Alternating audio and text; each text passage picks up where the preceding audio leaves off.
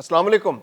ایران پر امریکی حملے مسلسل جاری ہیں۔ 10ویں رات تھی کہ جب ایران پر امریکہ نے پوری رات بمباری کی اور اس بار بھی انفراسٹرکچر کو نشانہ بنایا گیا۔ امریکہ کی کوشش ہے کہ ایران کی جو دفاع کرنے کی صلاحیت ہے اس کو نقصان پہنچایا جائے، اس کی جو بندرگاہیں ہیں ان کو نقصان پہنچایا جائے، وہاں پر جو اس کے دفاعی نظام لگے ہوئے ہیں ان کو نقصان پہنچایا جائے، وہاں سے جو کشتیاں نکلتی ہیں اور اس کا دفاع کرتی ہیں آبنائے ہرمز کا، ان کو نقصان پہنچایا جائے، اس چین کو توڑا جائے جو آبنائے ہرمز کے دفاع کے لیے بنائی گئی ہے۔ اس کے علاوہ جو تجارتی جہاز وہاں سے گزرتے ہیں ان کو انٹرسیپٹ کیا جائے اور وہاں پر جتنے ریڈار سسٹم جو ایئر ڈیفنس سسٹم ہے ان کو نقصان پہنچایا جائے۔ بندرگاہوں کو خاص طور پر ٹارگٹ کیا جا رہا ہے، جو وہاں پر بندر عباس ہے جو سب سے بڑی ایک اہم بندرگاہ ہے وہاں کی، اس کو نقصان پہنچایا گیا، وہاں پر حملہ کیا گیا، جو وہاں پر اس کا ایران کا سب سے بڑا بحری اڈہ ہے اس کو نقصان پہنچایا گیا ہے، جو ایرانی بحریہ اور پاسداران انقلاب کا جو نیٹ ورک ہے اس کو ٹارگٹ کیا جا رہا ہے، جتنے بھی مراکز ہیں ان کو جو ساحل کے ساتھ ساتھ ہے،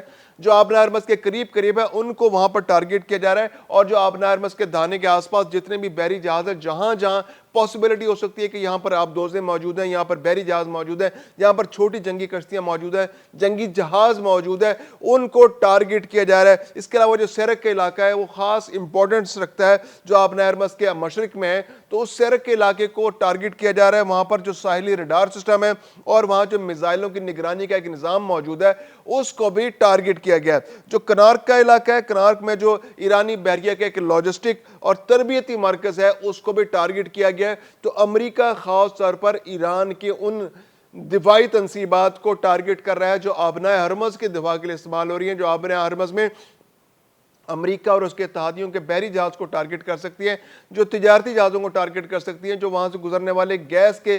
ٹینکرز کو، جو تیل کے ٹینکرز کو نشانہ بنا سکتی ہیں اور بناتی رہی ہیں۔ ان کو ایک جواز مل گیا، جب سے قطر کے جہاز پر ایران نے حملہ کیا تو اس کے بعد امریکہ کو ایک جواز مل گیا کہ اس نے ایم او یو کی وائلیشن کرتے ہوئے وہاں پر پھر پوری طرح سے ایک بھرپور حملہ کر دیا، اور وہاں پر اب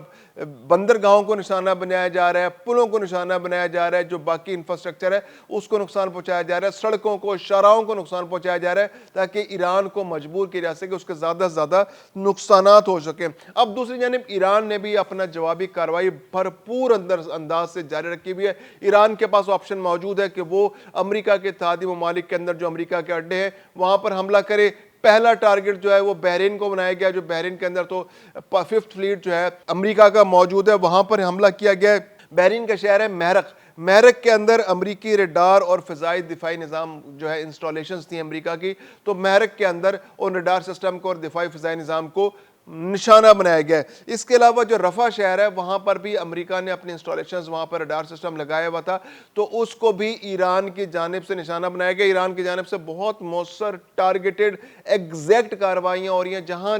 کیونکہ امریکہ تو کسی بھی جگہ حملہ کرتا تو ایران کا نقصان ہو جاتا ہے، لیکن ایران کو یہ بھی احتیاط کرنی ہوتی ہے کہ جو امریکہ کے اتحادی ممالک کے اندر امریکہ کے اڈے ہیں انہی تک حملوں کو محدود رکھا جائے، ایسا نہ ہو کہ وہ ملک کے دوسرے علاقوں میں پھیل جائیں اور پھر اس کو ان ملکوں کی جانب سے بھی جوابی کارروائی کا سامنا کرنا پڑے۔ اب تک جو ممالک جو امریکہ کے اتحادی ممالک ہے، جو خلیجی ممالک ہے، ان کی جانب سے ایران کو اب تک جوابی کارروائی کا سامنا نہیں کرنا پڑا۔ متحدہ عرب امارات نے بیچ میں کچھ حملے کیے تھے کیونکہ ایران نے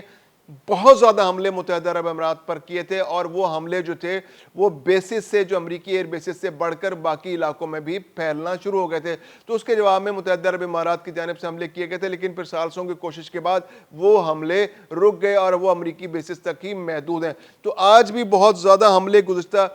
24 گھنٹے کے دوران کیے گئے۔ عراق کا جو شہر اربل ہے اور وہاں پہ الحریر ایئر بیس ہے، تو وہاں پر جو ڈرون حملے، وہاں پر سے ڈرون اڑتے تھے، ان ڈرونز وہ جو ہے وہ بارودی مواد لے کر وہاں سے اڑتے تھے، تو ان کو بھی نشانہ بنایا گیا اور وہاں پر بھی دھماکے سنے گئے۔ تو بحرین کے اندر، عراق کے اندر ایران کی جانب سے بہت شدید حملے کیے گئے اور کافی زیادہ نقصانات ہوئے۔ اب امریکی صدر ڈونلڈ ٹرمپ جو ہے وہ بہت پریشان ہے کیونکہ پچھلے کچھ عرصے کے اندر امریکی فوجی بھی مارے گئے ہیں۔ گزشتہ جو 10 دن ان کے اندر جو حملے ہوئے ان کے اندر بھی کچھ فوجی مارے گئے اور اس سے پہلے بھی کچھ فوجی مارے گئے۔ تو ایک اندازے کے مطابق جو ہمارے پاس اطلاعات آئی ہیں کہ جو جنگ جاری ہے پچھلے 3 4 5 مہینے سے، اس کے اندر اب تک 14 امریکی فوجی مارے جا چکے ہیں اور جو زخمیوں کی تعداد جو ہے وہ 427 ہے، اور پچھلے 10 دنوں کے درمیان بھی تقریباً 100 امریکی فوجی زخمی ہوئے ہیں۔ امریکہ کا کہنا ہے کہ معمولی زخمی ہوئے، ان میں سے 96 جو ہیں وہ واپس ڈیوٹی پر بھی آ گئے، لیکن امریکہ کو ان فوجیوں کے زخمی ہونے سے اور ہلاک ہونے سے کافی تکلیف ہے ان کے ملک کے اندر، کیونکہ جب ایک امریکی فوجی کا تابوت واپس جاتا ہے تو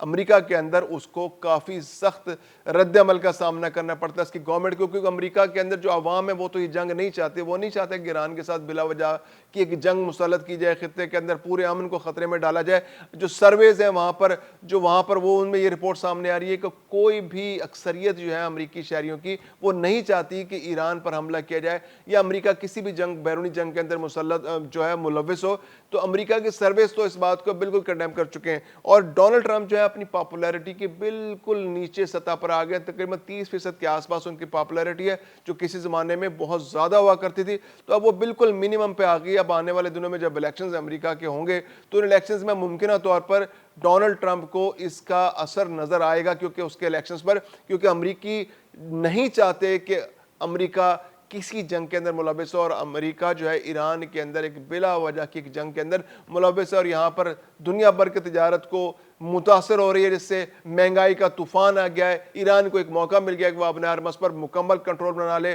اور یہاں ٹیکس کا نظام لاگو کر دے، اور اس ٹیکس کے نظام کی وجہ سے جو تیل کے خراجات ہیں یہاں سے جو گزریں گے جہاز، کارگو جہاز گزریں گے یا تیل کے جہاز گزریں گے یا ٹینکرز گزریں گے، سپر ٹینکرز گزریں گے، تو ان پر مزید جو ٹیکس لگ جائے گا، تو جس سے تیل جو یہاں سے نسبتاً سستا تیل یہاں سے گزرتا تھا، جو بھارت کو،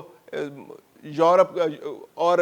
پاکستان کو، جنوبی کوریا کو، جاپان کو، فار ایسٹ کے بہت سارے ممالک کو اور چین کو جو تیل جاتا تھا وہ نسبتاً مہنگا ہو جائے گا۔ تو یہ بہت ساری مشکلات ہیں جو اب سامنا کرنا پڑ رہا ہے اس جنگ کی وجہ سے، اور دنیا بھر میں مہنگائی کا ایک طوفان آیا ہوا ہے۔ کچھ عرصے کے لیے جب جنگ بندی ہوئی تھی تو تیل کی قیمتیں نیچے آنا شروع ہو گئی تھیں، لیکن ایک بار پھر اب تیل کی قیمتیں دوبارہ اوپر کی طرف جانا شروع ہو گئی ہیں، جس کا اثر پاکستان میں یہ آیا ہے کہ پاکستان میں اب روزانہ کی بنیاد پر تیل کی قیمتیں بڑھائی یا کم کی جا رہی ہیں۔ تو یہ ایک اوورآل جو پاکستان اور دنیا بھر پر اس جنگ کے اثرات سامنے آ رہے ہیں۔ اس کے علاوہ یہ کہ جب امریکہ بھی چاہتا ہے، امریکہ کا یہ کہنا ہے کہ اگر اب کوئی امریکی فوجی مارا جائے گا تو ایران کو شدید ترین رد عمل کا سامنا کرنا پڑے گا، کیونکہ پچھلے دنوں جو امریکی فوجی مرے تو اس کے جواب میں یہ 10 روزہ جنگ مسلط کر دی گئی ہے ایران کے اوپر۔ اب یہ کچھ جنگ بندی کی نئی بات ہو رہی ہے، جنگ بندی 10 روز کی لکھی جا رہی ہے۔ اس جنگ بندی کے اندر سفارتی تعلقات کو ایک بار پھر موقع دیا جائے گا، اور اس جنگ بندی کے اندر کوششیں کی جا رہی ہیں، جو ثالث ہیں انہوں نے پھر ایفرٹس کی ہے، پاکستان کے علاوہ اور بھی بہت سارے ثالث ملک ہے، قطر ہے، مصر ہے، یہ کوشش کر رہے ہیں کہ جنگ کس طرح رک جائے اور امریکہ اور ایران کے درمیان جنگ بندی ہو جائے، اس کو سفارت کاری کریں، میز پر بیٹھیں اور اپنے مسائل کو میز پر بیٹھ کر حل کر لیں۔ اور یہ جو بلا وجہ کے جنگ کے سائے یہاں پر ہر وقت چھائے رہتے ہیں، جو بادل چھائے رہتے ہیں، ان کو یہ چھٹ جائیں اور یہاں پر امن واپس آ جائے اس خطے کے اندر۔ تو اب امید یہ کی جا رہی ہے کہ جو 10 روزہ جنگ بندی ہے اس پر پھر دوبارہ سے عمل درآمد شروع ہو جائے گا، اور پھر کوئی امن کی صورت پیدا ہو جائے گی، اور وہ جو MOU سائن ہوا تھا اس پر مزید پیش رفت ہو سکے گی۔